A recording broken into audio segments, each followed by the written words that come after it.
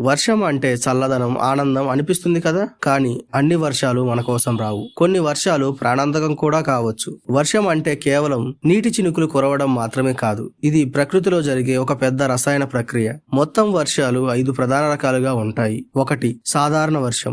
వేడిగాలి పైకి ఎగబాకి చల్లబడినప్పుడు ఏర్పడుతుంది.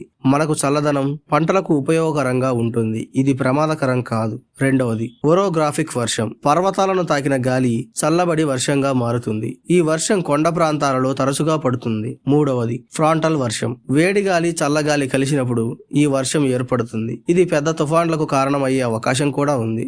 4. ఆమ్ల వర్షం. ఫ్యాక్టరీలు, వాహనాల నుంచి వచ్చే పొగలోని రసాయనాలు ఆకాశంలో కలిసినప్పుడు ఈ వర్షం పడుతుంది. భూమి, మొక్కలు, మన చర్మానికి కూడా హాని చేస్తుంది. ఇది అత్యంత ప్రమాదకరమైన వర్షం. 5. తుఫాన్ల వర్షం. సముద్రాలలో ఏర్పడే తుఫాన్లు భారీ వర్షం తీసుకొస్తాయి. గాలులు, వరదలు, ప్రాణ నష్టం కూడా జరుగుతుంది. అందుకే వర్షం అందంగా కనిపించిన కొన్ని వర్షాలు చాలా ప్రమాదకరంగా ఉంటాయి. ప్రకృతి ఇచ్చేదాన్ని గౌరవిస్తేనే మనం భద్రంగా ఉంటాము. Thank you. జై హింద్.